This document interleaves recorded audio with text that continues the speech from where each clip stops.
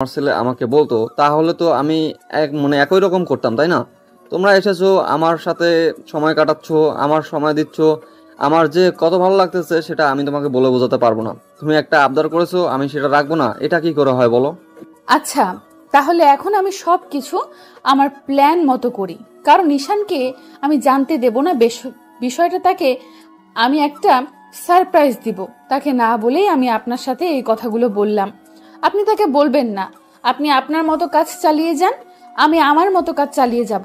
তাহলে কালকে থেকে আমরা আমাদের কাজ শুরু করব। আচ্ছা, তাহলে এখন আমি যাচ্ছি, আর এখন হাতে অনেক কাজ, আমাকে কাজগুলো করতে হবে। তুমি তোমার মতো তোমার কাজগুলো শেষ করো, আমি আমার মতো আমার কাজগুলো শেষ করি। এখন তাহলে আমি গেলাম, আর আমাকে নিয়ে কোনো টেনশন করিও না তোমরা। কথাটা বলে মুরব্বি চাচা রুম থেকে বেরিয়ে চলে গেলেন, আর আমি এদিকে খুশিতে নাচা শুরু করলাম। মুরব্বি চাচা এত সহজে আমাদের সবকিছু মেনে নিল, আমি কখনো কল্পনাও করতে পারিনি। ওনার অনেক বয়স হয়ে গেছে তো, তাই এতটুকুতেই অনেক খুশি হয়ে যায়। আর আমাদের হয়তো এই কথা শুনে ওনার মন আনন্দে ভরে গিয়েছে। তিনি একাকিত্ব কত দিন কাটিয়েছে, হয়তো আমরা এসে একাকিত্বটা দূর হয়ে গিয়েছে। আর এখন দেখলেই বোঝা যায় যে তিনি কতটা খুশি হয়ে থাকেন সব সময় বাসার ভেতরে।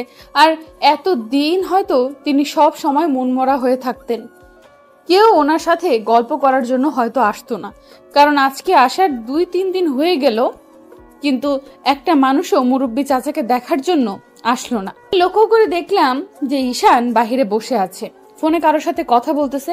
আমি সেদিকে লক্ষ্য করলাম না, আমি আমার মতো কাজগুলো করতে লাগলাম। কারণ আমার এখন হাতে অনেক কাজ, আমাকে সেই কাজগুলো করতে হবে। আর মনের ভেতর যে কি একটা ফিলিংস কাজ করতেছে সেটা শুধু আমি বুঝতে পারতেছি। যারা নিজেদের ভালোবাসার মানুষকে কাছে পেয়েছে তাদের জিজ্ঞেস করেন, তাদের এই ফিলিংসটাই, তাদের এই জিনিসটাই হয়েছে।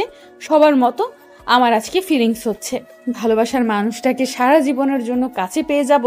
আমি সত্যিই কখনো কল্পনাও করিনি যে এইভাবে এত সহজে সবকিছু আমার হয়ে যাবে। আমি সত্যিই অনেক লাকি। আজকে বাসায় কথা বললাম, বাসায় কথা বলে মনটা একদম খারাপ হয়ে গেল। বাসার পরিস্থিতি নাকি অনেক খারাপ, এই মাসে নাকি আমাকে তারা টাকা পাঠাতে পারবে না, কারণ বাসায় অবস্থা অনেক খারাপ। বন্যার পানির জন্য বাসার আশেপাশে যে জমিতে ফসল ছিল সেগুলো পচে গিয়েছে শুনে একদম টেনশনে পড়ে গেলাম। যাই হোক, এই কথাগুলো বাসায় শেয়ার করলাম না। এখন এই মুহূর্তে এই কথাগুলো যদি বাসায় শেয়ার করি তাহলে তারা টেনশনে কত কি বলে দিবে আমাকে। এখন টেনশনে আছে, তাই এই টেনশনের মাথা সব কথা বলা ঠিক হবে না। আমি মনে মনে একটা কথা স্থির করলাম, যাই হয়ে যাক টাকারও পড়াশোনা কন্টিনিউ করতে হবে। জানি না কপালে কি আছে, বাট ভালোবাসার মানুষকে যেহেতু পেয়েছি অবশ্যই কপালে ভালো কিছু থাকবে। আর দেখি বিয়ের ব্যবস্থা কতটুকু কি হয়। বিয়েটা শেষ পর্যন্ত হয়ে গেলে ভালোই হবে, কারণ এভাবে তো থাকা যায় না, নিজেকে তো আর কন্ট্রোল করা যায় না। ভালোবাসার মানুষের সাথে যখন আপনি একসাথে থাকবেন কিন্তু তাকে স্পর্শ করতে পারতেছেন না, তখন আপনার মনের ভেতর একটা কি কষ্ট আর কি যন্ত্রণা কাজ করবে, সেটা শুধু যদি নিজে পরিস্থিতির শিকার হন তাহলে বুঝতে পারবেন। অন্যের কথা শুনে আপনি কখনোই সেই পরিস্থিতির কষ্টটা বুঝতে পারবেন না, নিজেকেই সেই পরিস্থিতির শিকার হতে হবে, তাহলেই বুঝতে পারবেন। কি আর করার, কষ্ট করে থাকতে হবে। এখন এখানে বসে থেকে লাভ নেই, যাই আমার মায়াবিনীর কাছে গিয়ে দেখি সে কি প্ল্যান করলো। আমাকে তো ইশারা করে বলল বাইরে যেতে, আর আমি তো বাইরে এসে বসে আছি, আর সে ভিতরে কি করতেছে না করতেছে বুঝতে পারতেছি না। যাই গিয়ে দেখি আগে তার কি অবস্থা, আর সে কতটুকু কি করতে পারলো আমাদের বিয়ে নিয়ে। এখন শুনি গিয়ে। আমি অনেক এক্সাইটেড, ভালোবাসার মানুষকে পেয়ে গেলাম সারা জীবনের জন্য, আর শেষ পর্যন্ত সারা জীবনের জন্য আমার সাথেই থাকবে। তার সাথে সুখ দুঃখ হাসি কান্না সবকিছু ভাগ করে থাকতে পারবো। আমার জন্য এর থেকে সুখের বিষয় আর কি হতে পারে। যাকে ভালোবেসেছি তাকে পেয়ে গেলাম, জানি না শেষ পর্যন্ত কি আছে আমার কপালে, কিন্তু আশা করি ভালোই কিছু হবে আমার কপালে। তারপর সেখান থেকে উঠে রুমের ভেতরে চলে আসলাম, আর এসে দেখিয়েছে ঈশিতা শাড়ি পরে বসে আছে বিছানার উপর। আমি তাকে শাড়ি পরা অবস্থায় দেখে একদম হতভম্ব হয়ে গেলাম। এত সুন্দর লাগতেছে, এত মায়াবী লাগতেছে, কি বলবো, নিজের কণ্ঠই হারিয়ে ফেলেছি। কি করা উচিত, কি করা উচিত। এখন আমি ভাবছিলাম বাইরে যাব নাকি তাকে জড়িয়ে ধরবো, বুঝতেছি না। আমার পাগলিটাকে এত সুন্দর লাগতেছে যেটা বলে ভাষায় প্রকাশ করতে পারবো না। তার রূপ দ্বিগুণ বেড়ে গিয়েছে শাড়ি পরার জন্য, যেটা দেখে আমার চোখ একদম মুগ্ধ হয়ে গেছে। তার এই রূপ দেখে কি বলবো না বলবো ভেবে পাচ্ছি না। সেখানে শুয়ে আছে বিছানার উপর, আমি আর ধীরে ধীরে তার কাছে চলে আসলাম। ঈশিতার কাছে এসে দেখি ঈশি তার চোখ বন্ধ করে শুয়ে আছে, হয়তো ক্লান্ত। তাকে দেখে বোঝা যাচ্ছে তার মুখের এখনো ক্লান্তির ছাপ লেগেছে স্পষ্টভাবে। এখনো হয়তো ফ্রেশ হয়নি, অনেক কাজ করেছে আজকে। আমি কিছু না বলে চুপচাপ দু চোখ ভরে আমার পাগলিটাকে আমি দেখতে লাগলাম। তাকে কোনো প্রকার ডিস্টার্ব করলাম না, আমি চাই না কোনো ডিস্টার্ব করতে। আমি চুপচাপ তার মাথার কাছে বসে পড়লাম আর এক দৃষ্টিতে তার দিকে তাকিয়ে রইলাম। এত সুন্দর লাগতেছে তাকে। আজকে চোখে হালকা করে কাজল দিয়েছে, ঠোঁটে লিপস্টিক, আর একটু চুলগুলো সুন্দর করে এক সাইড দিয়ে ছেড়ে দিয়ে ঘুমিয়ে আছে। দেখতে অনেক মায়াবী লাগতেছে।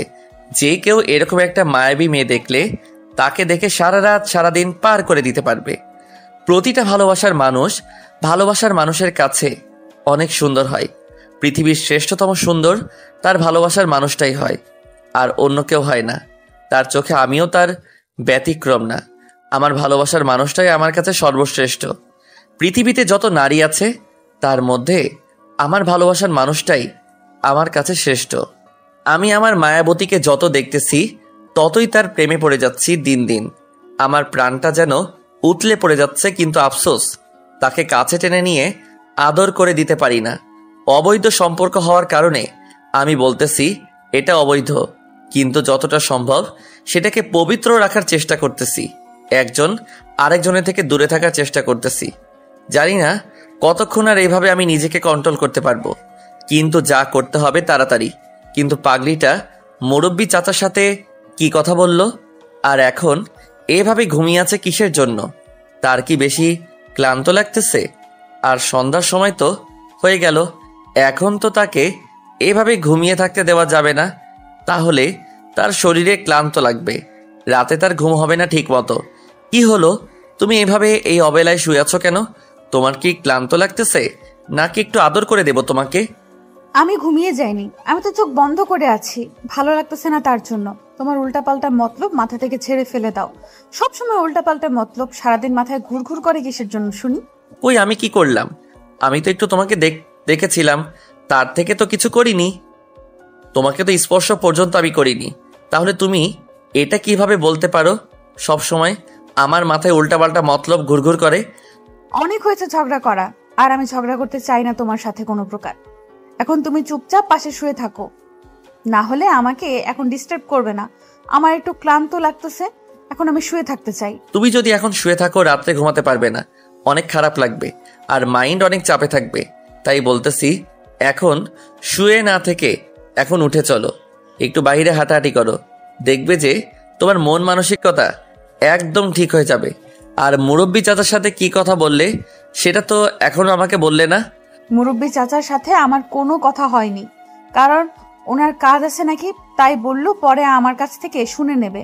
আর তুমি এখন যদি বাইরে যেতে চাও, একটু বাইরে হাঁটাহাঁটি করে আসো, আমি শুয়ে থাকি। তোমার মাথা ঠিক আছে? তুমি না গেলে আমি একা বাহিরে গিয়ে কি করব? আর তুমি এরকম করতেছো কেন আমার সাথে বুঝতেছি না। তোমার মাথায় কখন কি আসে আমি সত্যি বুঝতে পারি না। তুমি প্লিজ এখন এরকম ঢং না করে এখন আমার সাথে চলো। তুমি আমাকে কি বোঝাতে চাচ্ছ? আমি ঢং করি? আমি ন্যাকামি করি? আমি তোমাকে সবসময় বিরক্ত করি, তাই না? এটাই বোঝাতে চাচ্ছ এখন আমাকে? আমি এখন বিরক্তির কারণ হয়ে গেছি তোমার কাছে, তাই না? তুমি সবসময় একটু বেশি করে বুঝে নাও, এজন্য এত সমস্যা হয় আমাদের মাঝে। আমি তোমার সাথে ঝগড়া করতে চাই না। তুমি তো জানো আমি একটা সিম্পল ছেলে, আর আমি কখনো ঝগড়া করতে পারি না। আর তোমার সাথে একটু কথা বলার জন্য একটু কথা বলার বাহানা খুঁজি, আর তুমি সেই বাহানাটাকে বিরক্ত মনে করো, তাই না? আচ্ছা হয়েছে, এখন আর আমাকে রাগ দেখাতে হবে না।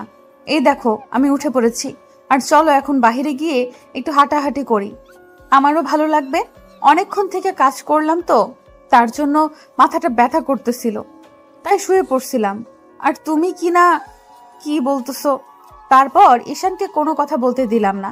এখন যদি ঈশানকে কথা বলতে দেই তাহলে সে নানা ধরনের কথা বলবে আর উল্টাপাল্টা কথা বলে যাবে, আর আমি চাই না এখন তার সাথে কোনো তর্ক করতে। আমার মাথা ব্যথা করতেছিল, তাই ঈশানকে না বুঝে উল্টাপাল্টা কথা বলে দিয়েছিলাম। ঈশান আমার উপরে মন খারাপ করবে, আরও যদি কথা বলি বেশি করে, তাহলে দেখা যাবে সে আমাদের কথা বলার ধরনটা ঝগড়ায় পরিণত হবে। আর আমি চাই না ঈশানের সাথে ঝগড়া করতে। কালকে আমাদের বিয়ে, তাই আমি এখন ঈশানকে হাসি খুশি রাখতে হবে, সেটা আমার দায়িত্ব। আর কালকে যে আমাদের বিয়ে সেটা ঈশানকে বুঝতে দেওয়া যাবে না, তাহলে সর্বনাশ হয়ে যাবে। আমার প্ল্যান একটাও হবে না।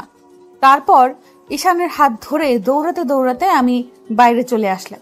আর ঈশান আমার এরকম পাগলামি দেখে আমাকে বলতেছে, একটু দেখে শুনে চলবে, না হলে পড়ে গেলে সমস্যা হয়ে যাবে, কোমরে ব্যথা পাবো, ইত্যাদি ইত্যাদি নানা ধরনের কথা শুনতে শুনতে আমার বোরিং লাগতেছে। তারপর আমরা দুজনে একটা ফাঁকা জায়গায় চলে আসলাম। আর আমি হাত দুটো পাখির ডানার মতো মেলে দিয়ে শূন্যের দিকে উড়ে যেতে চাইলাম, কিন্তু আমি তো মানুষ, আমি তো পাখি না যে চাইলেই উড়ে যেতে পারবো। তারপর নিজেকে আমি কন্ট্রোল করে নিলাম, কারণ পড়ে গেলে সর্বনাশ, কোনো কিছু হয়ে গেলে কালকে আমি দাঁড়াতে পারবো না, তখন কি একটা অবস্থা হয়ে দাঁড়াবে। সবাই বলবে যে বউয়ের পা ভেঙে গিয়েছে বিয়ের আগের দিন। তারপর ঈশানের হাতে হাত রেখে সুন্দর একটা মুহূর্ত উদযাপন করলাম। ঈশান এক টান দিয়ে তার বুকে আমাকে নিয়ে নিল। আমি অনিচ্ছাকৃতভাবে তার কাছ থেকে সরে আসতে চাইলাম না, একটু বাহানা দেখাইলাম তার কাছ থেকে সরে আসার জন্য, কিন্তু আমার মন চাচ্ছে এখন আমি তার সাথে থাকি। তারপর ঈশান আমার মতিগতি বুঝতে পেরে আমাকে বেশিক্ষণ তার বুকে রাখলো না, কারণ আমি তার প্রতি দুর্বল হয়ে যাচ্ছি। আর কখন কি করে বসি নিজেও জানি না। আমার এরকম কেন হচ্ছে? আমি একটু ঈশানের কাছে আসলেই দুর্বল হয়ে যাচ্ছি। এখন বুঝতে পারি না, একটু কাছে আসলেই মনে হয় তাকে একদম কাছে নেই। কিন্তু সবকিছু চাইলেই তো আর করা যায় না, কিছু নিয়ম আছে, সেটা আমাদের পালন করতে হয়। তারপর ঈশানকে সঙ্গে নিয়ে বাসার উদ্দেশ্যে চলে আসলাম। আর বেশিক্ষণ থাকা যাবে না, সন্ধ্যা পার হয়ে গিয়েছে, এখন আর সেখানে থাকা সম্ভব না, কারণ একটা ব্যাপার আছে, সন্ধ্যা পার হয়ে যাচ্ছে আর বাইরে থাকা সম্ভব না। আর শহর হলে তো সন্ধ্যা হলেই বেরিয়ে যেতাম বাসা থেকে, সন্ধ্যার পর বাসায় থাকতাম না, সন্ধ্যার সময় সবার সাথে আড্ডা দিয়ে বের হইতাম। এখানে সবকিছু নিয়ম উল্টা। তারপর আমি রুমে এসে সবকিছু গুছিয়ে রাখলাম। আর কালকে যেহেতু আমাদের বিয়ে, আমাকে অনেক কাজ করতে হবে, আমার হাতে যে কাজগুলো বাকি আছে সেগুলো করতে হবে। আজ অনেক ক্লান্ত, কিন্তু এই মুহূর্তে ঈশানকে বলতে পারতেছি না কি একটা অবস্থা আমার আজকে, অবস্থা শেষ। কালকে যে কিভাবে বিয়ে বাড়িটা সামলাবো। তোমাকে দেখে এত ক্লান্ত লাগতেছে কিসের জন্য বুঝতেছি না। তোমার সমস্যা কি? তোমার কি কোনো কিছু হয়েছে? শরীর খারাপ নাকি? এখানে শরীর খারাপ নাকি এখানে এসে নতুন পরিবেশে মেনে নিতে পারতেছো না, কোনটা? আমার তো কোনো সমস্যা হচ্ছে না, আমি তো একদম ঠিক আছি। হ্যাঁ, আমার তো কোনো কিছু হচ্ছে না, এমনিতেই ক্লান্ত লাগতেছে। হঠাৎ একটু কি হয়ে গেল নিজেও বুঝতে পারতেছি না। একটু ঘুমাইলে হয়তো ঠিক হয়ে যাবে, তুমি একটু বিশ্রাম করো। আমার একটা হাতের কাজ আছে, আমি সেটা শেষ করে তারপর ঘুমিয়ে পড়বো। তোমার মাথা ঠিক আছে? তুমি এত কাজ করতে করতে অসুস্থ হয়ে যাচ্ছ, তারপরও তুমি বলতেছো আর একটু কাজ আছে। তার মানে তোমাকে একদিনই কাজ শেষ করতে হবে? এরকম তো কোনো কথা নয়। আমাদের হাতে অনেক সময় আছে, লম্বা সময় আছে, তাই না? আস্তে আস্তে সব কাজ শেষ করতে পারবো। এত তাড়াতাড়ি তোমাকে সব কাজ শেষ করতে হবে কিসের জন্য? আর তুমি অসুস্থ হলে আমার কি হবে ভেবে দেখেছো? আমাকে নিয়ে তোমাকে এত টেনশন করতে হবে না, কারণ আমি অসুস্থ হবই না। একটু ঘুম পারলে ঠিক হয়ে যাবে, তাই না? আর এখন একটু ঘুমাতে ইচ্ছে করতেছে না, একটু পর ঘুমিয়ে পড়বো। তুমি এখন শুয়ে থাকো, আর আমার রান্নার কাজ শেষের দিকে। আমরা একটু আগে বাইরে থেকে আসলাম, তুমি রান্না করলে কখন? তখন থেকে তো তুমি আমার সাথে, তাহলে তুমি আবার রান্না করলে কখন? আমি বুঝতেছি না, এত কাজ করো কিভাবে তুমি? আমার মাথা নষ্ট হয়ে যাবে তোমার এরকম কাজ করা দেখে। আমার কোনো কিছু হবে না, তুমি আমাকে নিয়ে অযথা টেনশন করবে না, আমি একদম ঠিক আছি, আমার কোনো কিছু হবে না। তুমি এখন চুপচাপ শুয়ে থাকো, আমার হাতে একটু কাজ আছে, সেটা শেষ করে রাতের খাবার খেয়ে ঘুমিয়ে পড়বো। তোমাকে আর আমি কোনো কাজ করতে দিচ্ছি না। আমি দরকার হয় বাজার থেকে খাবার নিয়ে আসতেছি, তোমাকে রান্না করতে হবে না। তুমি চুপচাপ শুয়ে থাকো আর ঘুমিয়ে পড়ো। আর তোমার এত ক্লান্ত আমি দেখতে পারতেছি না। তুমি কি মেয়ে? কি একটা অবস্থা তোমার। কেন, আমাকে দেখে কি মেয়ে মনে হয় না? আমাকে দেখে কি উগান্ডা থেকে গন্ডার এসেছি এরকম কোনো কিছু মনে হয়? আমার কোন দিক থেকে দেখলে মনে হয় আমি মেয়ে? একটা কথা বলতে চাই না, তুমি এখন চুপচাপ এখানে শুয়ে থাকবে আর কোনো কথা বলবে না, তাহলে কিন্তু ভালো হবে না বলে দিচ্ছি। ঈশান আমাকে রাগ দেখাচ্ছে, আমি ভালো করে জানি এখন কাজ করতে গেলে সে আমাকে অনেক বকা দিবে। তাই তার কথা রাখার জন্য তার পাশে গিয়ে শুয়ে পড়লাম, তার বুকে মাথা রেখে। আর দেখলাম সে চোখ বন্ধ করে নিয়েছে। আর এক হাত দিয়ে আমার মাথায় হাত বুলিয়ে দিচ্ছে। আমিও শুধু একটু সুযোগ খুঁজছিলাম কখন একটু ঈশানের ঘুম ভাব চলে আসে, তখন আমি উঠে গিয়ে আমার হাতের কাজগুলো শেষ করব। সকালে উঠে তাকে সারপ্রাইজ দেব। আজকে না হয় একটু কষ্ট করলাম ভালোবাসার মানুষটাকে খুশি করার জন্য, তাতে আমার কোনো কিছু হবে না। ভালোবাসার মানুষকে খুশি করার জন্য কত কি করে মানুষ, আর আমি সামান্য কাজটুকু করতে পারবো না? এটা কোনো কথা হলো? তারপর আমি আমার মতো আমার কাজগুলো করতে লাগলাম। ঈশান বিছানায় শুয়ে আছে, এ কারণে ঈশানের ঘুম ভাব চলে এসেছে, তাই আমি সেই ফাঁকে বিছানা থেকে উঠে সুন্দরভাবে গুছিয়ে নিলাম, সবকিছু ঠিকঠাক করে রাখলাম, বাহিরে যা যা করা লাগে সব কিছু করলাম। আর একটু পর দেখলাম যে মুরব্বি চাচা বাসায় আসলো। ওনার কাজ শেষ করে, ওনাকে দেখে বোঝা যাচ্ছে আজকে উনি অনেক খুশি। আর উনি আমাকে দেখে আমাকে কাছে ডাকলেন, আর আমি কাছে যেতেই উনি যেটা করলেন আমার সাথে, আমি বিশ্বাস করতে পারতেছি না যে উনি এরকমটা করবে। জানো, আজকে আমি অনেক খুশি হয়েছি। আজকে আমি যখন সবার কাছে গেলাম, সবাই আমাকে পেয়ে অনেক খুশি হয়েছে। আজকে আমি অনেক দিন পর তাদের সাথে দেখা করলাম। কি যে মজা পেয়েছি, যেটা তোমাকে বলে বোঝাতে পারবো না। সব হয়েছে তোমাদের দুজনের জন্য। আজকে যদি তোমরা দুজন আমার বাসায় এভাবে চলে না আসতে, তাহলে হয়তো আজকে আমি এরকম একটা খুশির দিন পেতাম না। আর তোমরা যেটা করেছো আমার জন্য, আমি সারা জীবন ভুলতে পারবো না। হয়তো তোমরা এসেছো বিধায় আজকে আমি এত খুশি হতে পেরেছি। আরে আঙ্কেল, আপনি এসব কি বলতেছেন? আমরা তো এমনিতেই ঘুরতে এসেছি, আর আজকে আমাদের মাথায় একটা বুদ্ধি চলে আসলো যে আমরা তো এখানে ঘুরতে এসেছি, তার মানে আমরা এখানের কালচার অনুযায়ী আমাদের বিয়েটা আবারও করি। আমাদের ইচ্ছা হলো, তাই আপনাকেও একটু আনন্দ দিতে পারবো আমরা এই কয়দিনে, তার জন্যই আমরা এই ব্যবস্থাটা করলাম। তাছাড়া আর কিছু না চাচা। আর আপনি যে আমাদের এইভাবে সাপোর্ট করবেন, আর আপনার মতো ভালো মানুষ হয়তো পৃথিবীতে আর একটাও নেই। আমি যত মানুষ দেখেছি, আপনার মতো মানুষ আমি কখনো এর আগে দেখিনি, যে যিনি যাদেরকে চেনে না তাদের জন্য এত কিছু করতে পারে। সে তো অবশ্যই মহৎ মানুষ। আম্মু, তোমাকে একটা কথা বলি, শোনো। আমি যখন ছোট ছিলাম তখন আমার মনে হতো যে শেষ বয়সে হয়তো আমার নাতি থাকবে, আমার নাতনি থাকবে, তাদের সাথে খেলাধুলা করে পার করে দেবো জীবনটা। কিন্তু আজকে দেখো, আমার কপালে কেউ নেই। আমার সম্পত্তি আছে অনেক, কিন্তু আমার যে ভালোবাসার মানুষ থাকবে, আমার সাথে গল্প করার মানুষ থাকবে, সেই মানুষগুলো আমার কাছে নেই এখন। যে ছিল সে পরপরে পাড়ি জমিয়েছে আমাকে একা করে। জানো কতটা কষ্ট হয় একা থাকা, যেটা তুমি এখন বুঝবে না। যখন তুমি একাকিত্ব ভোগ করবে, তখন তুমি বুঝতে পারবে যে প্রিয় মানুষটাকে ছাড়া থাকা কতটা কষ্টকর। প্রিয় মানুষটাকে হারিয়ে ফেলে যে কি হয় নিজের মাঝে।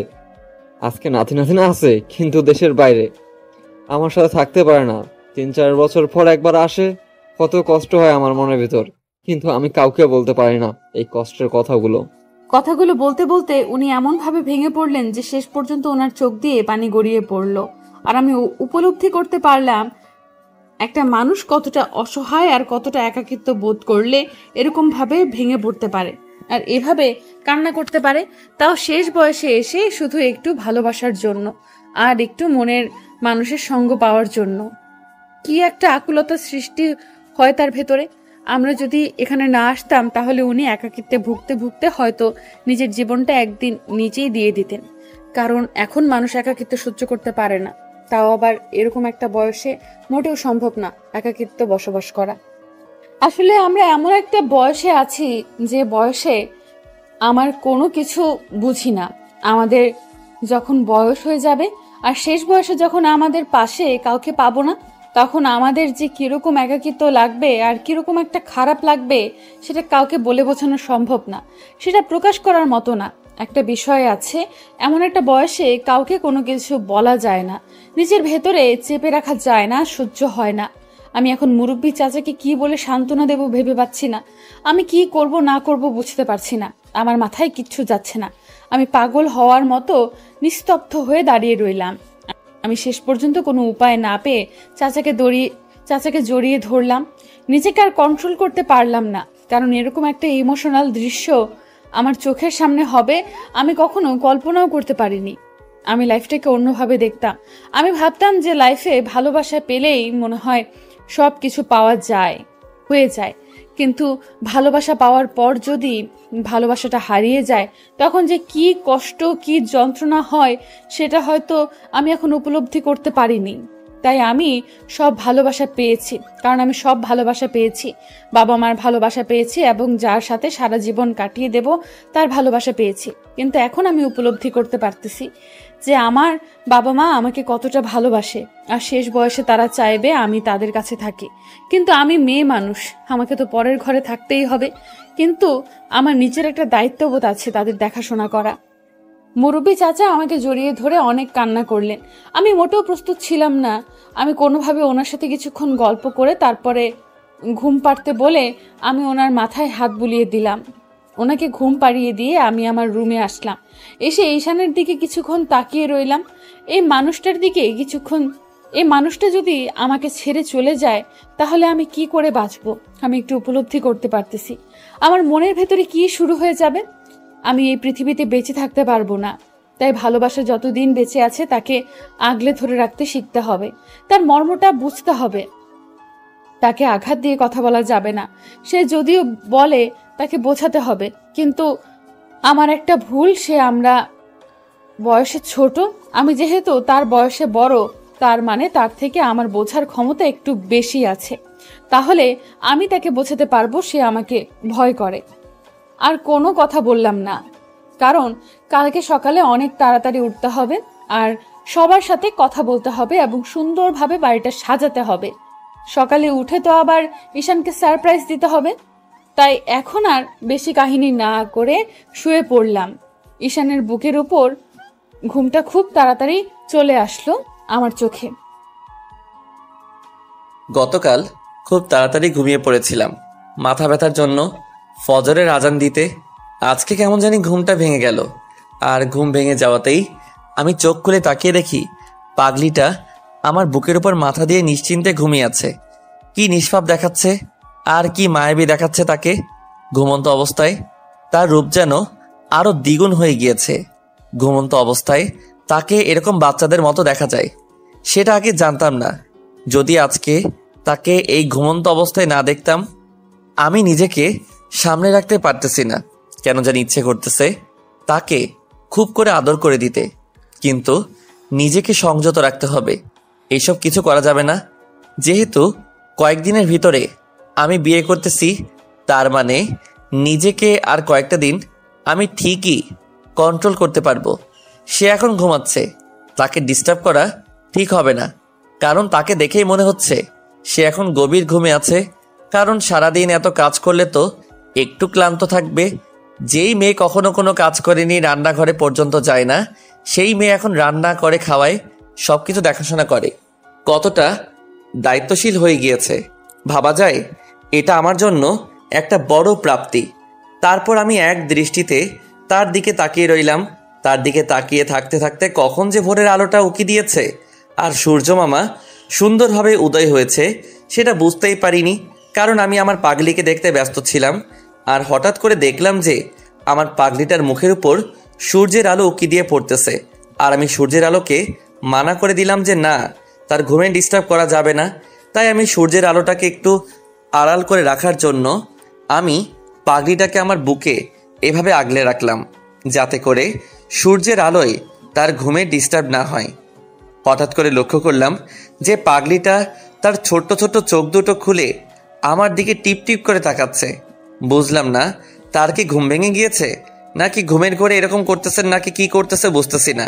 তার ঠোঁটের দিকে তাকিয়ে দেখি সে মুচকি মুচকি হাসি দিচ্ছে আমার দিকে তাকিয়ে। তার মানে তার মনে তার ঘুম ভেঙে গিয়েছে। হয়তো আমি তাকে একটু নড়াচড়া করেছি, তার জন্য তার ঘুমটা ভেঙে গিয়েছে। আর আমি যদি এরকম ফাইজলামি না করতাম তাহলে হয়তো নিশ্চিন্তে ঘুমিয়ে থাকতো পাগলিটা।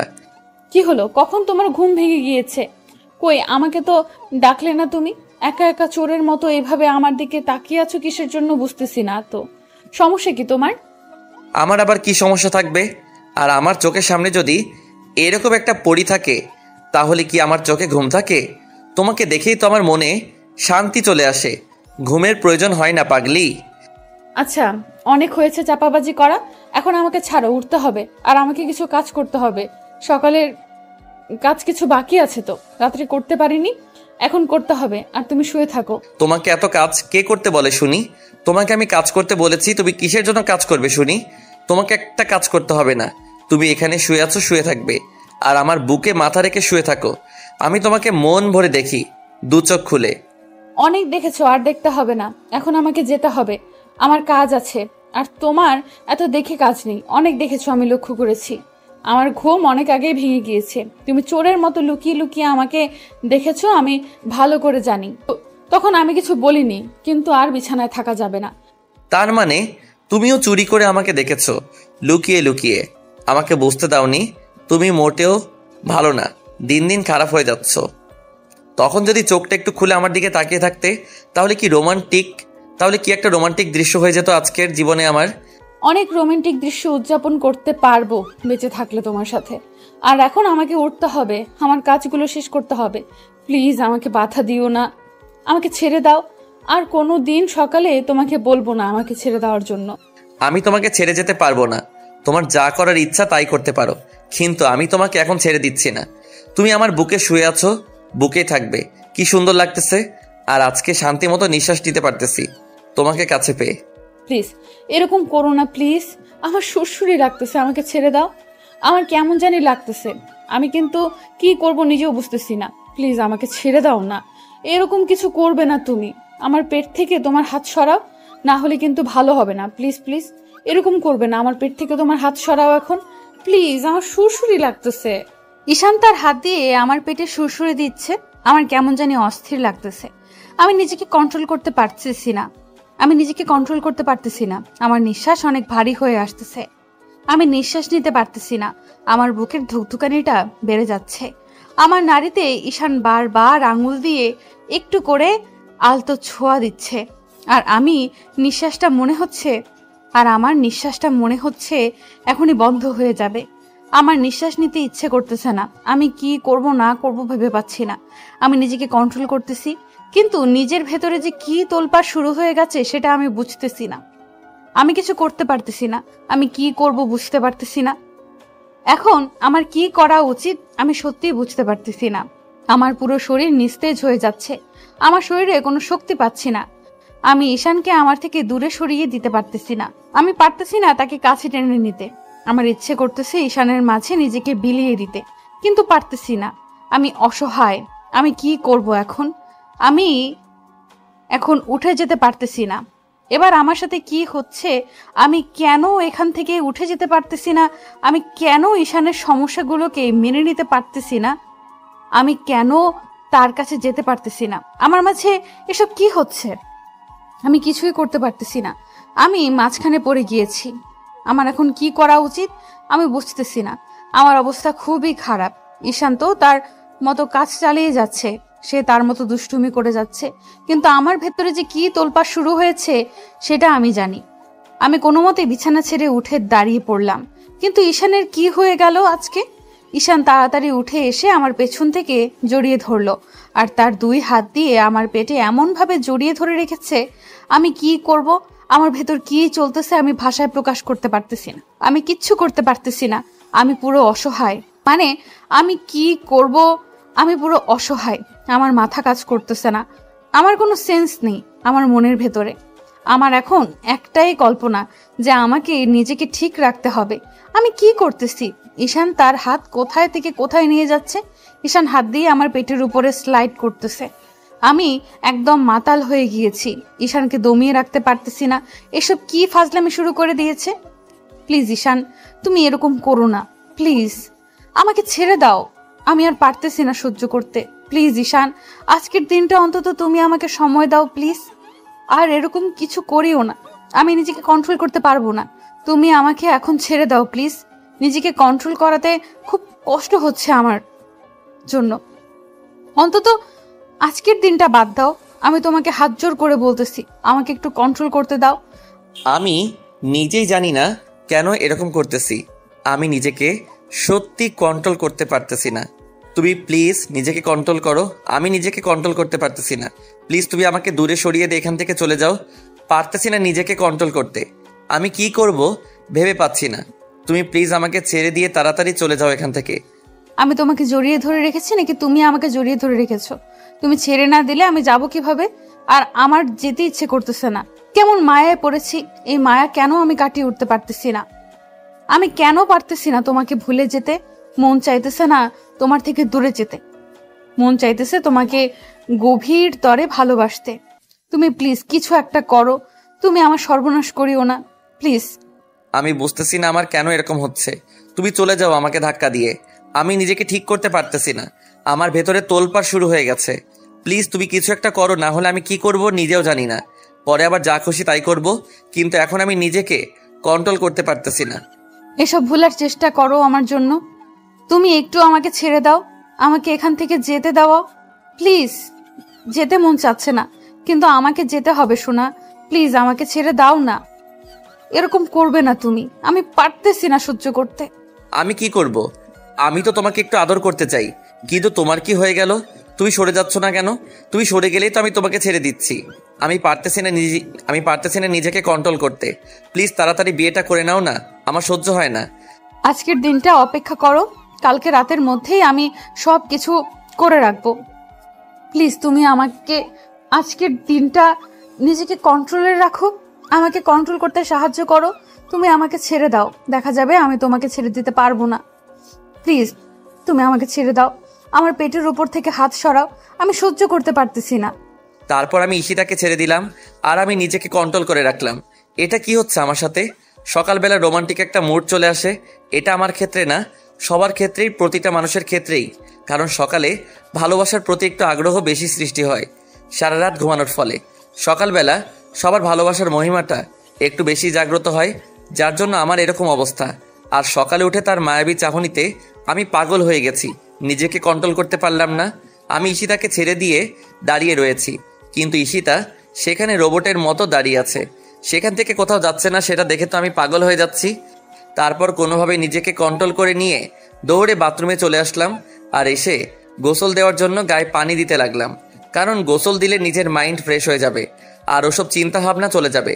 তার জন্য তাড়াতাড়ি গোসলটা দিয়ে দিলাম, আর অনেকক্ষণ যাবৎ মাথায় পানি দিলাম যাতে করে সব কিছু ঠান্ডা হয়ে যায়। তার জন্য তাড়াতাড়ি করে গোসল না করে অনেক দেরিতে গোসল করলাম। গোসল করে বেরিয়ে এসে দেখি ঈশিতা ভিতরে নেই। যাই হোক, নিজেকে কন্ট্রোল করতে পারবো। ঈশিতা যেহেতু রুমে নাই, তার মানে এখন আমার কোনো সমস্যা হবে না। তারপর শার্ট আর প্যান্ট পরে একটু বাইরে ঘোরাঘুরি করে আসার জন্য বেরিয়ে পড়লাম। ঈশিতা বাসায় থাকবে, আমি একটু বাইরে দেখে আসি পরিবেশটা। বাইরে গিয়ে দেখি কোথাও কাজ খুঁজে পাই কিনা। অনেক দিন হলো কোনো কাজ কাম করতেছি না, আর কিছু বই নিয়ে এসেছে, সেগুলো পড়াও হচ্ছে না। আর এখানে কাজ করব না, হলে গ্রামের পরিবেশে টিউশনি করাবো। দেখি টিউশনি দিয়ে কতদূর চালাতে পারি। আপাতত মনে হয় সহজে কাজ খুঁজে পাওয়া যাবে না। তার জন্য যদি কোথাও টিউশনি খুঁজে পাওয়া যায়, কয়েকজন শিক্ষকের সাথে কথা বলতে হবে। তাদের যদি স্টুডেন্ট আমাকে পড়াতে দেয় তাহলে খুব উপকার হইতো আমার। শহরে তো কোনো শিক্ষক কাউকে স্টুডেন্ট দিতে চায় না, কিন্তু গ্রাম সব কিছু যেহেতু উল্টা, তার মানে এখানের মানুষগুলো অনেক ভালো হবে, আর শিক্ষকগুলো তো অনেক মহান হবে। তারপর আমি ঈশিতাকে না বলেই বেরিয়ে পড়লাম আশেপাশের গ্রামগুলো একটু হাঁটাহাঁটি করে আসি। সকাল হয়েছে, আর এখন তো কেউ কিছু বলবে না। হয়তো কেউ জিজ্ঞেস করতে পারে কোথা থেকে এসেছি, তখন বললেই তো সমস্যা হবে না। তাই আমি বাইরে চলে আসলাম ঈশিতাকে না বলেই। ঈশিতা শুনলে তো আমাকে বাইরে আসতে দিত না, তার জন্য না বলে আমি টিউশনি করার জন্য বাড়ি থেকে বেরিয়ে আসলাম। দেখি কোথাও কাজ খুঁজে পাই নাকি, টিউশনি খুঁজে পাই। যেটা পাবো সেটাই করব। টাকার দরকার আছে, টাকা ছাড়া কোনো কিছু করা সম্ভব না। আমার নিজের টাকায় পড়াশোনা চালাতে হবে, এটাও মাথায় রাখতে হবে আমাকে। হে আম্মু, কি করিস তুই এখানে? আর এত সকালে ঘুম ভেঙে গিয়েছে? আমি তো ভাবলাম তোরা সকালে ঘুম থেকে উঠতেই পারবি না। আর দেখ কারা এসেছে। তোমাকে এখন কোনো কাজ করতে হবে না, এই মহিলারাই কাজ করবে। তুমি আর তোমার স্বামী রেডি হয়ে নাও, তোমাদের সবাই বরণ করে নেবে এখন। তারপর তোমাদের গ্রামের নিয়ম মাফিক সবকিছু করবে সবাই। আমি সকালে উঠে কোনো মতে ঈশানের কাছ থেকে নিজেকে বাঁচিয়ে নিলাম। তারপরে ঈশান যখন বাথরুমে চলে গেল, আমি রুম থেকে বেরিয়ে আসলাম। রুমে থাকলাম না, থাকলে অন্যরকম একটা পরিস্থিতি তৈরি হবে। তার জন্য আমি রান্নার রুমে আসলাম। রান্না করলে তাহলে সব কিছু চিন্তা ভাবনা পাল্টে যাবে। রান্না করতেছিলাম, তখন আঙ্কেল কথাগুলো বলল। ওনাকে কি বলবো ভেবে পাচ্ছি না। এখন তো আমি রান্না করতেছি, আসলে আমি কেবল আমাদের রান্না করতেছিলাম। আমরা খাবো, তারপর না হয় যারা আসবে তাদের জন্য আলাদাভাবে রান্না করতে হবে, রান্না করা লাগবে। আপনি তো রাত্রে কিছু খাননি, সকালে উঠে এখন কাজে যান, তাহলে তো কেমন হয় না বিষয়টা। তার জন্য আপনার জন্য রান্না করলাম, আপনি এখন কোথাও যাবেন না। আমি আপনার জন্য রান্না করতেছি, খেয়ে তারপর যাবেন। আচ্ছা মা, তুমি যেটা বলবে আমি সেটাই করব। এখন কোথাও যাচ্ছি না, তাহলে তাড়াতাড়ি শেষ করো। আর আজকে অনেক কাজ আছে আমার, একটা মেয়ের বিয়ে বলে কথা, আমাকে তো অনেক কাজ করতেই হবে, আমাকে তো সবকিছুর দায়িত্ব পালন করতে হবে, তাই না? আচ্ছা, আপনি 5 মিনিট অপেক্ষা করেন, আমি 5 মিনিটের ভেতরে আপনাকে সকালের নাস্তা দিয়ে দিচ্ছি। তারপর আপনার যেখানে খুশি সেখানে যাবেন। আর শোনেন, যেখানেই যান না কেন টাইম মতো চলে আসবেন দুপুরের আগেই, কারণ দুপুরের পর বাইরে যেতে হবে। দুপুরের আগে আপনার জামাইয়ের কাছে সব কমপ্লিট করে বাসায় চলে আসবেন। আর আপনাকে আমাদের সাথে থাকতে হবে সব সময়। সেটা নিয়ে তোমাকে কোনো টেনশন করতে হবে না, একদম আরামে দুপুরের আগে চলে আসব। সবাই একটু পরেই চলে আসবে আর বাড়িটা সাজানো শুরু করবে। ওই তো রাস্তায় দেখা যাচ্ছে সবাই সবকিছু নিয়ে চলে আসতেছে বাড়িটা অনেক সুন্দর করে সাজানোর জন্য। আমি তাদেরকে সবকিছু বুঝিয়ে দিয়েছি, আর তুমি শুধু তোমার দিকটা দেখো। আর তোমার স্বামী কোথায়? তাকে তো এখনো দেখতে পারতেছে না এখানে। আছে হয়তো আশেপাশে, একটু আগে ঘুম ভেঙে গিয়েছে তার। সে তো কিছু জানে না, একটু বাইরে গিয়েছে। মনে হয় বাইরে গেলে তো ভালোই হয়েছে। আসলে তাকে ভালো করে সারপ্রাইজ দেব আমি। সবকিছু রেডি করে রেখেছি, আপনি খুব তাড়াতাড়ি চলে আসবেন, না হলে কিন্তু সমস্যা হবে আপনার জন্য। আর সবকিছু উল্টাপাল্টা হয়ে যায় না যেন, সেদিকে লক্ষ্য রাখবেন। আপনি তো সবকিছু টাইমলিই করেন, তারপরেও আমি একটু মনে করিয়ে দিলাম। আচ্ছা মা, একটু সমস্যা হবে না আমাকে নিয়ে তোমাদের? আমি সবকিছু যেহেতু আয়োজন করে ফেলেছি, তার মানে সবকিছু সুন্দরভাবেই সম্পূর্ণ হবে, এই কথাটা অন্তত আমাকে দিতে পারো আমি। আচ্ছা তাহলে এখন আমার নাস্তাটা দাও, আমি বেরিয়ে পড়তেছি, লেট হয়ে যাচ্ছে তো। তারপর চাচা ওনার নাস্তা দিয়ে দিলাম। দেরি হয়ে যাচ্ছে, আজকে তো এমনিতেই সবাই অনেক ব্যস্ত থাকবে, বিয়ে বাড়ি বলে কথা। আর গ্রামের কালচারটা অনেক সুন্দর হবে, মানে অনেক সুন্দর পরিবেশে বিয়েটা হবে। তার জন্য আমি একজনকে আমার ফোনটা দিলাম, যে ফোন সম্পর্কে ভালো জানে। সবাইকে সুন্দরভাবে ভিডিও শ্যুট করে নিতে বললাম। 2-3 জন ছেলে ছোট ছোট, তারা মোবাইল ফোন বিষয়ে ভালো জানে, কারণ এখন আধুনিক যুগের ছেলেরা ফোনের সম্পর্কে ভালোই জানে। তাদেরকে সব কিছু সুন্দরভাবে দেখিয়ে দিলাম, আর সবকিছু ঠিকঠাক মতো তারা শুরু করে দিল। আর এদিকে আমি আমার মতো কাজ করলাম, আর তারা তাদের মতো কাজ শুরু করে দিল। দেখতে দেখতে বাসা ভর্তি মেহমান হয়ে গেল। সবাই আমাকে দেখে আমাকে দোয়া দিলেন আর বললেন যে আমি লক্ষ্মী মেয়ে, ইত্যাদি ইত্যাদি। তারপর সবাই গ্রামের সংস্কৃতি অনুযায়ী তাদের যেটা যেটা করা লাগে, গান বাজনা থেকে শুরু করে প্রত্যেকটা জিনিস, মানে প্রথম থেকে শুরু করে শেষ অবধি যা যা করা লাগে সব কিছু ধীরে ধীরে শুরু করে দিলেন। কিন্তু এদিকে একটা বিষয় লক্ষ্য করলাম, এত মানুষের ভিড়ে কিন্তু ঈশানকে দেখা যাচ্ছে না। ঈশান আমাকে একবার এসে জিজ্ঞেস করতে পারতো যে এত কিছু হচ্ছে, কিন্তু ঈশান মনে হচ্ছে বাসায় নেই। তাহলে ঈশান গেল কোথায়? আর এখন তো প্রায় সকাল 10টা বেজে গিয়েছে। সকাল 6টায় ঘুম ভেঙেছে আর এখন সকাল 10টা বাজে, কিন্তু ঈশান একবারের জন্য আমার কাছে আসলো না। এটা তো মারাত্মক একটা বিষয়। ঈশান গেল কোথায়? তাকে তো পুরো বাড়ি দেখাশোনা করলাম, কোথাও পেলাম না। ঈশান গেল কোথায় তাহলে? আমি পুরো টেনশনে পড়ে গেলাম। সেই 4 ঘন্টা থেকে আমি ঈশানকে দেখতেছি না, কিন্তু এদিকে আমি কাজের ব্যস্ততার জন্য তার এখনো খোঁজ খবর নিতে পারলাম না। আর এদিকে ফোনের চার্জ না থাকায় আমার ফোনটা অফ হয়ে আছে, চার্জার লাগিয়ে দেই নাই। ফোনে চার্জ থাকলে এতক্ষণে ফোন দিতে পারতাম, কিন্তু এতক্ষণ বাহিরে কি করতেছে আমি বুঝতেছি না তো। আমার মাথা কাজ করতেছে না, সে বাড়ির বাইরে এতক্ষণ কি করে। আমি তাকে সারপ্রাইজ দিব, এত আয়োজন করলাম, আজকে আমি নিজেই সারপ্রাইজ হয়ে যাব। সে কি আসবে না, নাকি কোথায় চলে গেল? কোথায়? আমার মাথা কাজ করতেছে না, আমি আর কোনো কিছু ভাবতে পারতেছি না। আমার মাথা পুরো হ্যাং হয়ে আছে। আর এদিকে মুরব্বি চাচা তো চলে গিয়েছে, আর এখনো ফেরার নাম নিচ্ছে না।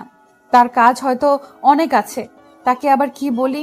আর এই গ্রামে তো আমি তেমন কাউকে চিনি না, আর এই গ্রামের কোনো ছেলে ঈশানকে চেনে না যে একজনকে পাঠিয়ে দেব কোথাও আছে কিনা খুঁজে নিয়ে আসতে। কিন্তু কপাল খারাপ, আমি আমার ফোনটা কোনোভাবে চার্জ থেকে খুলে তার নাম্বার ডায়াল করলাম।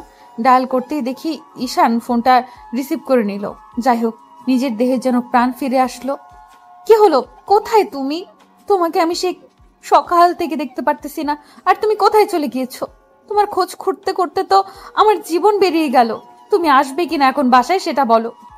তুমি এখন কত দূরে আছো আর কোথায় চলে গিয়েছো? এখানে তো তুমি কিছু জানো না, আর তুমি কোথায় আছো? এখন তাড়াতাড়ি চলে আসো, আমার কিচ্ছু ভালো লাগতেছে না, একা একা আমি মরে যাব, চলে আসো। আরে আস্তে, এক নিঃশ্বাসে এত কথা বললে পরে আবার দম বন্ধ হয়ে যাবে তোমার। আমি এই পাশের গ্রামে এসেছি, এখন বাসায় ফিরে যাচ্ছি। আর আমি শুনলাম আমাদের বাসায় নাকি অনেক মেহমান এসেছে। আমাকে বলল কয়েকজন ছেলে। আমি বললাম আমরা তো ওই বাসায় থাকি। তখন এলাকার কয়েকজন ছেলে আমাকে বলল যে আজকে নাকি আমাদের বাসায় অনুষ্ঠান হচ্ছে। কিসের অনুষ্ঠান? তারা হয়তো আপনাকে ভুল বলেছে, আপনি এখন তাড়াতাড়ি এখানে চলে আসেন, আপনার খুব দরকার।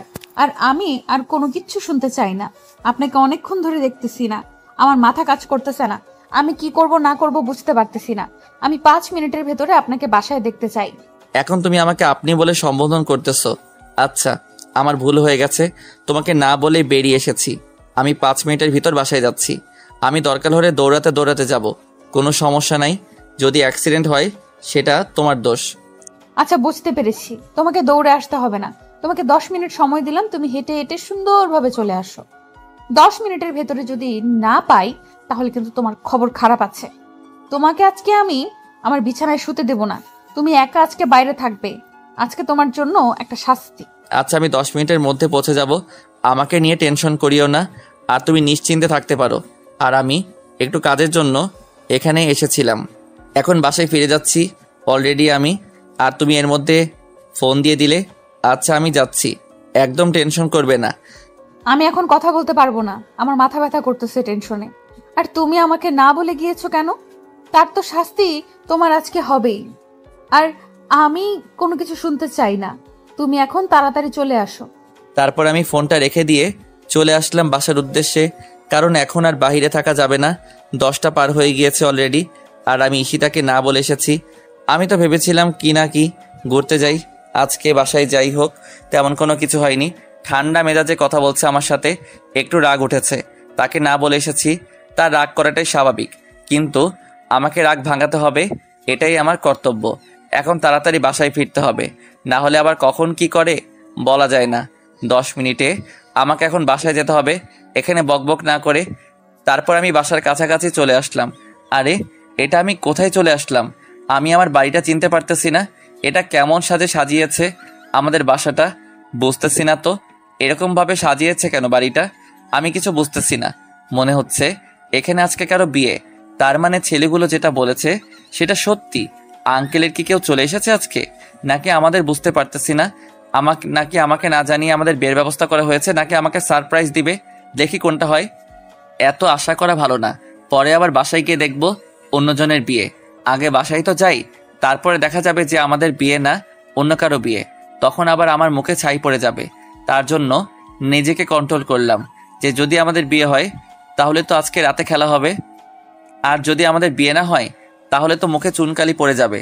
পরে দেখা যাবে যে অন্যের বিয়ে আমাকে উপভোগ করতে হবে, আর আমার সব চিন্তাভাবনা ভুল। আর তখন দেখা যাবে যে আমি পুরো ছ্যাঁকা খেয়ে ব্যাকা হয়ে বসে আছি। দ্রুত বাসার ভিতরে প্রবেশ করলাম। বাসার ভিতরে প্রবেশ করে আমি সত্যি অবাক হয়ে গেলাম। এটা কি আমাদের বাসা? মানে আমরা যেখানে থাকি সেটা, নাকি অন্য কোথাও চলে আসলাম? এত সুন্দর করে সাজানোর কি আছে? আমার চোখ দুটো শুধু ঈশিতাকে খুঁজতেছে, কিন্তু ঈশিতাকে এত ভিড়ের মাঝে খুঁজে পাচ্ছি না। এত মহিলা, এত মেয়ে, এত ছেলে আসলো কোথা থেকে এই 2-3 ঘন্টার ব্যবধানের ভিতরে? আমি তো বুঝে উঠতে পারতেছি না। আমি তো 2 থেকে 3 ঘন্টা হলো বাহিরে গেলাম, আর তাতেই চেহারা পরিবর্তন। কিন্তু এই ভিড়ের মাঝে ঈশিতাকে খুঁজে পাচ্ছি না, কোথায় গেল? এখন তাকে খুঁজে বের করতে হবে, তার কাছে জিজ্ঞেস করতে হবে। কিন্তু আমরা যে রুমে থাকি সেই মহিলা দিয়ে ভর্তি, কাউকে কিছু বলতেও পারতেছি না লজ্জায়। আর কেউ আমাকে চেনে না, কোনোভাবেই ঈশিতাকে খুঁজে পাচ্ছি না। মাথা একদম নষ্ট হয়ে আছে। ঈশিতাকে এখন কেমনে খুঁজে বের করব, আমার মাথা কাজ করতেছে না। তারপর একটা ছেলেকে জিজ্ঞেস করলাম যে এখানে যে একটা নতুন আপু আছে তাকে কি তুমি চেনো? ছেলেটা বলল হ্যাঁ চিনি, তো আমাদের ভিডিও শ্যুট করতে বলেছে। আজকে তার আর একটা ভাইয়ের বিয়ে। এখন আমি বুঝতে পারলাম পুরো বিষয়টা, কারণ আমি এখন শিওর হয়ে গেলাম আমাকে সারপ্রাইজ দেওয়ার জন্য। গতকাল রাতে বলেনি। আচ্ছা, আমি তাহলে ঈশিতার প্ল্যানটা নষ্ট না করি। ঈশিতাকে কষ্ট দিয়ে লাভ কি? সে যদি আমাকে সারপ্রাইজ দেওয়ার জন্য এত কষ্ট করতে পারে, তাহলে আমি এক মুহূর্তে তার এত কষ্টের ফলগুলো বিফলে যেতে দেব কিসের জন্য? আমি চুপচাপ থাকবো, আমি মনে করব আমি কিছু জানি না। তারপর ছেলেটার সাহায্য নিয়ে আমি ঈশিতার কাছে চলে আসলাম। এসেই দেখি ঈশিতা গোসল শেষ করে বিছানার উপর বসে আছে। আমি বুঝলাম না এভাবে বসে থাকার কি আছে। অনেক মহিলার ঘরের ভিতরে। তারপর আমি কারো বাধা তোয়াক্কা না করে রুমের ভেতর প্রবেশ করে দেখি ঈশিতা মাঝখানে বসে আছে। মনে হচ্ছে এখন তাকে বউ সাজানো হবে, কিন্তু আমাকে দেখে দৌড়ে এসে আমাকে জড়িয়ে ধরলো, আর শক্ত করে জড়িয়ে ধরলো। আমি ওকে জড়িয়ে ধরলাম। হয়তো পাগলিটা আমাকে অনেকক্ষণ ধরে দেখতেছে না, তার জন্য তার মনের ভিতরে ভয় সৃষ্টি হয়েছে। আরে আমি চলে এসেছি, তোমার এইভাবে ভেঙে পড়ার কি আছে? আর আমি সত্যি খুবই দুঃখিত, আমি তোমাকে না জানিয়ে গিয়েছি। আমি তোমাকে দেখলাম যে তুমি রান্না করতেছো, আর আমি ভাবলাম যে আমার বেশিক্ষণ লাগবে না, তোমার রান্না শেষ হওয়ার আগেই চলে আসবো। কিন্তু সেখানে কয়েকজন বড় ভাইয়ের সাথে পরিচয় হলো, কিছু কথাবার্তা বললাম। তারা নাকি আমার বয়সী, তারাও অনার্স সেকেন্ড ইয়ারে পড়েন, তাই তাদের সাথে গল্পগুজব করলাম। তার জন্য একটু লেট হয়ে গেল, আর তাদের সাথে কিছু কথা বললাম। এখানে কি আমি কিছু টিউশনি করাতে পারবো? তাদের সাথে কথা বলতেই দেরি হয়ে গেল। তোমাকে একবারের জন্য আমি বলেছি তোমাকে এখন কাজ করতে হবে না, তোমাকে এখন টিউশনি করাতে হবে, ইত্যাদি ইত্যাদি। তুমি কিসের জন্য গিয়েছো বলছি না, আমার কাছে পর্যাপ্ত পরিমাণ টাকা আছে। তুমি আমাকে এইভাবে না বলে চলে গিয়েছো। আমাকে নিয়ে গেলে সমস্যা কি হইতো শুনি? আমিও যেতাম তোমার সাথে, দেখে আসতাম, কিন্তু তুমি স্বার্থপরের মতো আমাকে একা রেখে চলে গেলে। তোমার সাথে আমি কথা বলবো না। তুমি এখানে এসেছো কিসের জন্য? বেরিয়ে যাও। তুমি যেহেতু বলতেছো তাহলে তো রুম থেকে বেরিয়ে যেতে হবে। আচ্ছা থাকো তাহলে, তুমি সবার সাথে আজকে গল্প করো। আর এখানে কি অনুষ্ঠান হচ্ছে? আমি তোমাকে যখন বললাম যে বাসার ভিতরে নাকি অনুষ্ঠান হচ্ছে, তুমি আমাকে মিথ্যে বললে। আর এখন কি হচ্ছে? আজকে কি হচ্ছে বাসার ভিতরে? আমি তো কিছুই বুঝতে পারতেছি না। আমি কি করে বলবো? আমি তো কিছু জানি না। মানে মুরব্বী চাচা বলল যে আজকে নাকি একটা অনুষ্ঠান আছে, আর উনি ওনার আত্মীয় স্বজনদের দাওয়াত করেছে। আমার এখানে জানার কি আছে? আমি তো কিছুই বুঝতেছি না কি হচ্ছে। আমি তাড়াতাড়ি গোসল করলাম, কারণ হচ্ছে যে পরে আবার সবাই গোসল করতে ধরলে আমার গোসল করা হবে না, আর আমি গোসল না করে থাকতে পারি না, সেটা তুমি ভালো করে জানো। তার জন্য আমি তাড়াতাড়ি সবার আগে গোসলটা করে নিলাম, পরে যতই করে ভিড়ে পড়তে যেতে না হয়। আচ্ছা তাহলে তুমি চেঞ্জ করে বাইরে আসো, আমি তোমাকে নিয়ে একটু বাইরে ঘোরাঘুরি করে আসি। কারণ এখানে যেহেতু অনুষ্ঠান হচ্ছে, আমাদের এখানে থেকে লাভ কি? আমরা একটু বাইরে ঘোরাঘুরি করে আসি। চাচা কোথায় তাকে তো আমি দেখতে পেলাম না। বাহিরে চলো, বাহিরের আবহাওয়া অনেক ভালো লাগবে। তোমার কমন সেন্স বলতে কিছুই নাই চাচা। আমাদের এত ভরসা করে, আমরা ওনার ভরসাকে তোয়াক্কা করে এখন তাকে বলবো যে আমার বাইরে যাব, তাহলে তিনি কি মনে করবেন? আমাদের কেমন একটা বিষয় হয়ে গিয়েছে, আমাদের কেমন একটা বিষয় হয়ে দাঁড়ায় না? তিনি তো আমাদের একটা ভরসা করে তার ভরসা রাখতে হবে, তো আমাদের একটা ভরসা করে তার ভরসা রাখতে হবে। আর এখানে দেখাশোনার দায়িত্ব আমাকে দিয়েছে, তোমাকে খুঁজছিল, তুমি তো পাত্তাই দিলে না তাকে। আচ্ছা অনেক হয়েছে, এখন তাহলে তোমাকে যে কাজগুলো করতে বলেছে সেগুলো শেষ করো, আর আমি দেখি কি কি করতে পারি। সুন্দরভাবে সবকিছু দেখাশোনা করতেছি, তুমি তোমার কাজ শেষ করো, আমি আমার কাজ শেষ করতেছি। কথাটা বলে ঈশান বাইরে চলে গেল, আর আমি সবাইকে সব কিছু প্ল্যান মাফিক বুঝিয়ে দিলাম। সবাই ঈশানকে ধরে মানে ভিজিয়ে দিল, যাতে করে তার গোসল করিয়ে দিতে পারে। সবাই অনেক মজা করতে লাগলো, যত ছেলেগুলো আছে সবাইকে নিয়ে অনেক মজা করলাম। তারপরে ঈশান শেষ পর্যন্ত উপায় না পেয়ে গোসল করে নিল, আর আমি এদিকে গোসল করে নিয়ে সাজুগুজু করে নিলাম। সাজুগুজু করেছি, আর কিছু জিনিস আছে সেগুলো এখনো করি নাই, করব, কিন্তু ঈশান যাতে বুঝতে না পারে। সবাই অনেক মজা মাস্তি করতেছে, অনেক আনন্দ করতেছে, পিচ্চিগুলো চিল্লাচিল্লি করতেছে। বিয়ে বাড়ি বলে কথা, গ্রামের পরিবেশটা অন্যরকম। সবাই সবার মতো মন খুলে আড্ডা দিচ্ছে, আমার সাথে সবাই এসে কথা বলতেছে, ঈশানের সাথে কথা বলতেছে। সবাই আমাদের কতটা আপন করে নিয়েছে সেটা আপনাদের বলে বোঝাতে পারবো না। সবকিছু ঠিকঠাক মতো চলতে লাগলো। সকাল গড়িয়ে দুপুর গড়িয়ে সন্ধ্যা হয়ে আসলো, আর মুরব্বী চাচা এতক্ষণ বাসায় চলে আসলো। আসার কথা ছিল দুপুরে, কিন্তু আসতে পারেননি। আমাকে ফোন করে বলে দিয়েছিল উনি একবার কাজী সাহেবের সঙ্গে করে নিয়ে চলে এসেছে। সবকিছু কমপ্লিট, কারণ অনেক কাজের লোক আছে, তারা সবকিছু কমপ্লিট করে রেখেছে। এখন শুধু কাহিনী বাকি, মানে আমার আর ঈশানের বিয়েটা কমপ্লিট হওয়ার বাকি। আমি সবার সাথে কুশল বিনিময় করলাম, তারপর সবকিছু প্ল্যান মাফিক চলতে লাগলো। আর হঠাৎ করে আমি ঈশানের কাছে চলে গেলাম, আর তার চোখ দুটো বেঁধে ফেললাম। ঈশান তো প্রথমে ভয় পেয়ে গিয়েছিল, পরে আমার কণ্ঠ শুনে নিজেকে ঠিক করে নিল। আর আমিও ঈশানকে সুন্দরভাবে নিয়ে আসলাম রুমের ভেতর, আর সবাইকে রুম থেকে বের করে দিলাম। তারপরে ঈশানকে আমি নিজের হাতে সাজিয়ে দিতে লাগলাম। অবশ্য সবকিছু আমি খুলে দেখি নাই। ঈশান অবশ্য অনেক লজ্জা পাচ্ছিল, আমাকে অনেকবার মানা করেছিল যাতে করে আমি তার এইভাবে ইজ্জত নষ্ট না করি। আমি আমার জামাইকে সাজিয়ে দিচ্ছি, হাস্যকর একটা বিষয়। আমি অনেক মজা করলাম। তারপরে ঈশানের সাজুগুজু করা শেষ করে দিয়ে ঈশানের চোখ খুলে দিয়ে আমি একদম বউ সাজি ঈশানের সামনে গিয়ে বসে পড়লাম। ঈশান আমাকে দেখে অবাক দৃষ্টিতে তাকিয়ে রইল। এটা আমি কাছে দেখেছি। এটা কি সত্যি আমার সিনিয়র বড় আপু, যার পিছনে আমি এতদিন ঘুরঘুর করার পর বউ হিসেবে পেতে আমি এতটা মরিয়া? সে কি সত্যি আজকে আমার জন্য বউ সেজে বসে আছে, নাকি আমি মিথ্যা দেখতেছি, নাকি আমি ঘুমের ঘোরে স্বপ্নে বিভোর বুঝতেছি না? জি জনাব, আপনি যেটা দেখতেছেন সেটা সত্যি দেখতেছেন। আপনার সিনিয়র বড় আপু আপনার জন্য বউ সেজে বসে আছে। শুধু এই দিনটার অপেক্ষায় আমিও ছিলাম যে আমি আমার জুনিয়র ভাইকে কবে বিয়ে করে স্বামী হিসেবে গ্রহণ করতে পারবো। আজকে তোমাকে এত সুন্দর লাগতেছে যেটা বলে ভাষায় আমি প্রকাশ করতে পারবো না। তোমার টানা টানা চোখে কাজল দিয়েছো, ঠোঁটে লিপস্টিক, এক কথায় পরীর মতো লাগতেছে তোমাকে লাল শাড়িতে, লাল বেনারসি। সত্যি অসাধারণ লাগতেছে। আমি তোমার যতই প্রশংসা করি সেটাই কম হয়ে যাবে। হয়েছে, আর আমাকে পাম দিয়ে কথা বলতে হবে না। তোমাকেও কিন্তু সত্যি অনেক সুন্দর লাগতেছে, সাদা পাঞ্জাবি অসাধারণ লাগতেছে তোমাকে। তুমি তো আমাকে বললে না যে আজকে আমাদের বিয়ে। আমি তো কনফিউশনে ছিলাম যে কার বিয়ে, আর তুমি আমাকে এত বড় সারপ্রাইজ দিবে। সত্যি আমি কল্পনা করতে পারিনি। তোমাকে যে কি বলে ধন্যবাদ দেব। আমার সিনিয়র বড় আপু, এখন তো আর আপু বলা যাবে না, সিনিয়র বউ। আচ্ছা এখন যাও, তুমি অন্য রুমে চলে যাও, আমি রুমে থাকবো। বিয়ের রীতিমতো নিয়ম অনুযায়ী সবকিছু হবে। আমাকে দেখার কথা এখন ভুলে যাও, একদম বাসর রাতে দেখা হবে। আর এখন যদি আমরা বেশি কথা বলি তাহলে গ্রামের লোক কি বলবে বলো? তুমি যাও, তুমি এখন অন্য রুমে যাও, আমি রুমে থাকবো। আমার তো এখন যেতে ইচ্ছে করতেছে না। আমার পরীক্ষা দেখে আমি তো এখন কোথাও যেতে পারবো না। আমাকে এখন যেতেই হবে, না গেলে হয় না। একসাথে বসে থাকলে সমস্যা কি? একটু পর তো বিয়েই হচ্ছে, তারপর একসাথে থাকবো। এখন একসাথে থাকলে সমস্যা কি? একটু পর যখন আমরা একসাথে থাকতে পারবো, তাহলে এখন একসাথে থেকে লাভ কি? আমি সেটাই বুঝতেছি না। এখন যেটা বলতেছি সেটা করো, না হলে কিন্তু মাইর দেবো তোমাকে। আচ্ছা, তুমি যেটা বলবে সেটাই হবে। এখন আমি তাহলে যাচ্ছি। আর বাসায় দেখছো কত সুন্দরভাবে আয়োজন করেছেন, আর সবাই কি মজা আনন্দ করতেছে। আমি সত্যিই অবাক।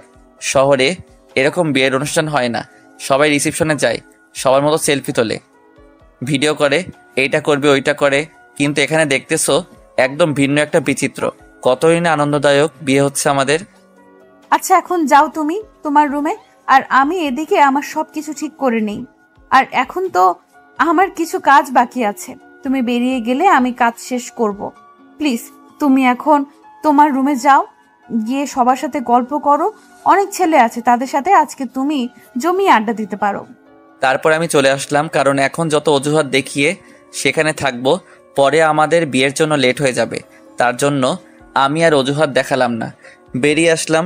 সন্ধ্যা ঘনিয়ে আসলো, আর এখন একদম উৎসব মুখর একটা পরিবেশ তৈরি করেছে সবাই মিলে। এত সুন্দর লাগতেছে সেটা বলে বোঝানো সম্ভব না। সবাই নাচানাচি করতেছে, কেউ গান গাইতেছে, মানে অনেক মজা করতেছে। সবাই মন খুলে আনন্দ করতেছে, যেটা শহরে কখনোই দেখা যায় না। শহরের বিয়েতে অন্যরকম একটা উৎসব থাকে, সেটা গ্রামের বিয়ের তুলনায় অনেক কম। আমার এখন যেটা মনে হচ্ছে আমি সার্থক, কারণ আমার বিয়েটা গ্রামে হচ্ছে, আর গ্রামের কালচারে হচ্ছে। সবাই আমাকে টেনে নিয়ে গেল, আমিও সবার সাথে নাচানাচি করলাম। তারপর ঈশিতাকে কয়েকটা মেয়ে নিয়ে আসলো। ঈশিতাও অনেকক্ষণ যাবৎ নাচানাচি করলো। সব শেষ করে মুরব্বী চাচা বলে দিলেন এখন বিয়ে শেষ করে বাকি আনন্দ পরে হবে। সারা রাত পড়ে আছে আনন্দ করার জন্য। ওনার কথা অনুযায়ী সব চলতে লাগলো। আর চাচা আজকে অনেক খুশি, সবাইকে কাছে পেয়েছে আজকে। উনি অনেক আনন্দ করেছে। ওনার দিকে তাকালে বোঝা যায় যে আজকে উনি কতটা খুশি। হয়তো আমরা তাকে খুশি করাতে পেরেছি। আমি আজকে সার্থক যে একটা মানুষকে আমরা খুশি করাতে পেরেছি দুজন মিলে।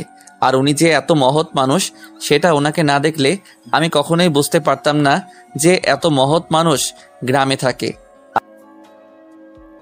সব শেষ করে যখন আমাদের বিয়েটা যখন হয়েই যাচ্ছে, তখন কেমন জানি আমার হঠাৎ করে মনটা খারাপ হয়ে গেল। আর আব্বু আম্মুর কথা প্রচুর মনে পড়ে গেল। আমি ঈশানকে কিছু বলতে পারতেছি না। এরকম একটা পরিস্থিতিতে আমি কিভাবে কান্না করতে পারি? এখন যদি আমি কান্না করি তাহলে ঈশান ভেঙে পড়বে, কারণ ঈশান আমার থেকে ছোট। আমি যদি বুঝতে পেরেও অবুঝের মতো কাজ করি তাহলে তো ঈশানকে ধরে রাখা যাবে না। তাই আমি নিজেকে অনেক কষ্ট করে কন্ট্রোল করলাম। নিজের যাই হোক সেটা মেনে নিতে হবে। ভালোবাসার মানুষকে যেহেতু পেয়েছি, তার মানে বাবা মাকে যে কোনো প্রকারে হোক ম্যানেজ করে নিতে পারবো। সব কিছু বাধা বিপত্তি পেরিয়ে এসে কাজী সাহেব আমাদের বিয়েটা সম্পূর্ণ করে দিলেন। আর আজকে থেকে আমরা দুইজন স্বামী স্ত্রী। আর আমাদের মাঝে কোনো বয়ফ্রেন্ড গার্লফ্রেন্ডের সম্পর্ক নেই।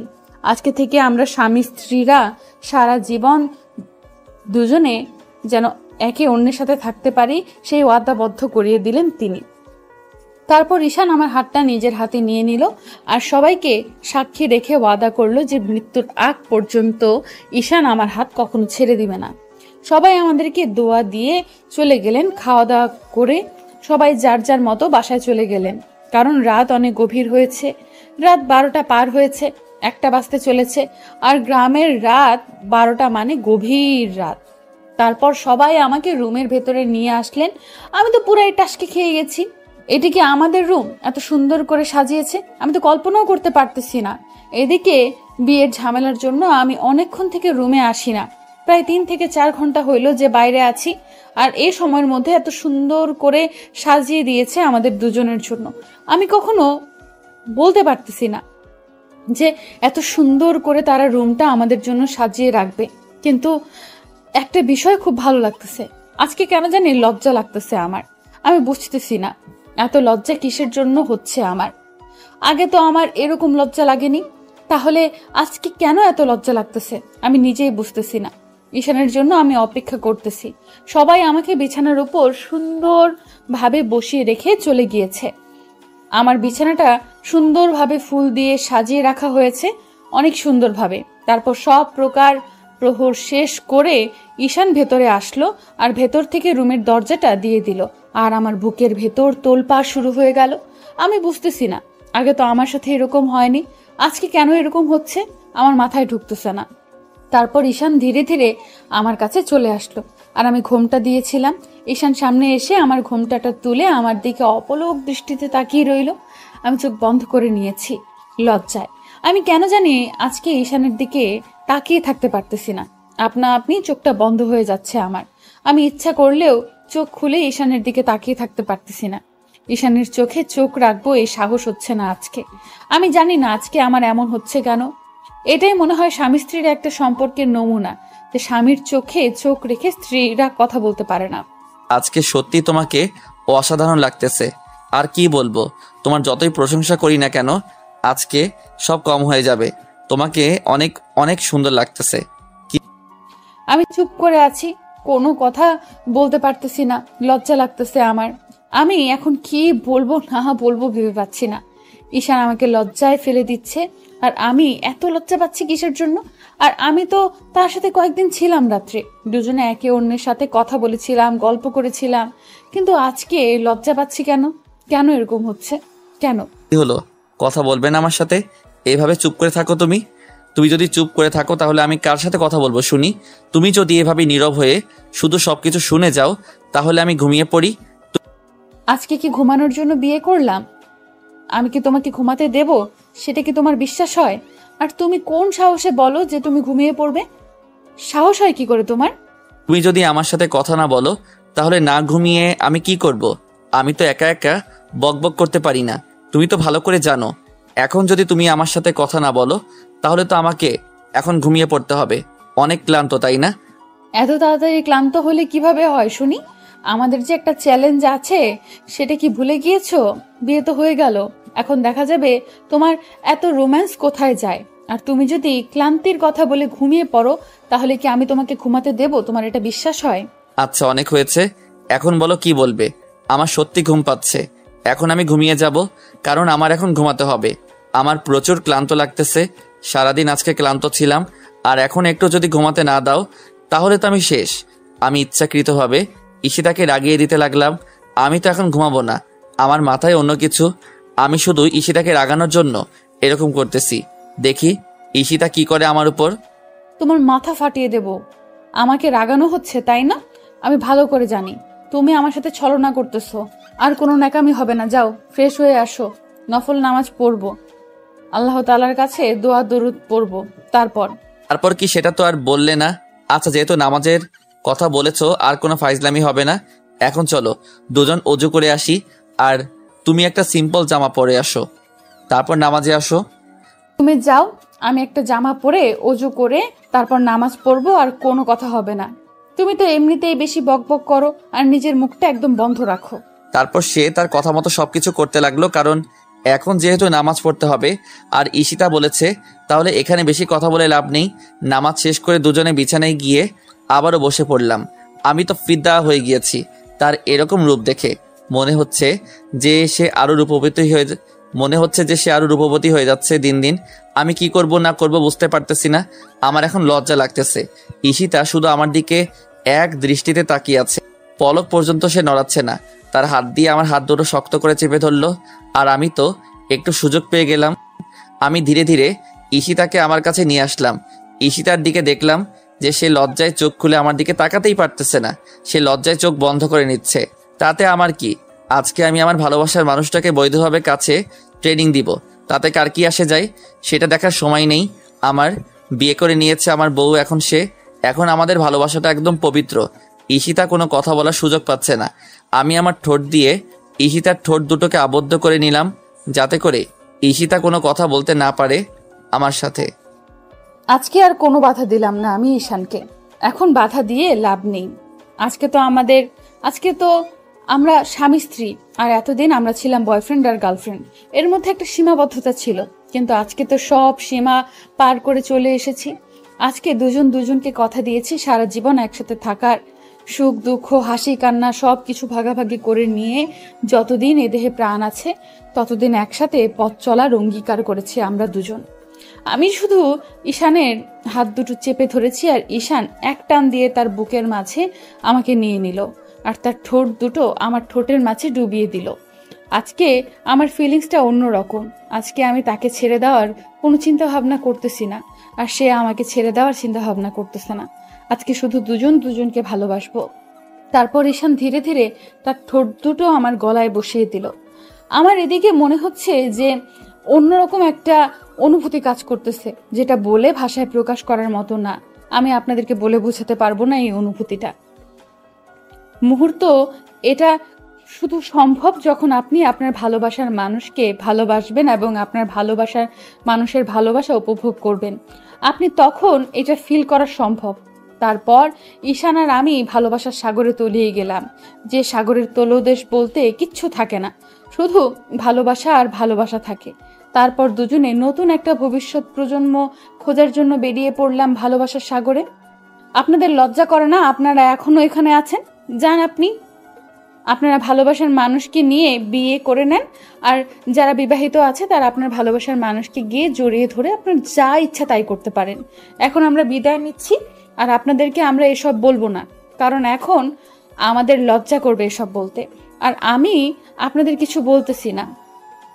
আপনি আপনার ভালোবাসার মানুষকে আপন করে নেন, তার সাথে আদর বিনিময় করেন। আজকে আমরা এখান থেকে বিদায় নিচ্ছি।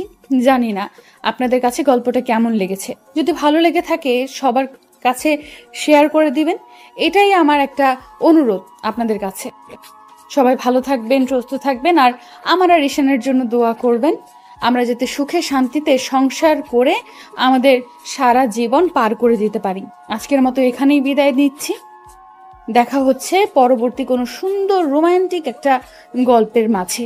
আপনারা সবাই চ্যানেলটি সাবস্ক্রাইব করে সাথে থাকবেন, যাতে করে পরবর্তী গল্পটা আপনারা উপভোগ করতে পারেন সুন্দরভাবে।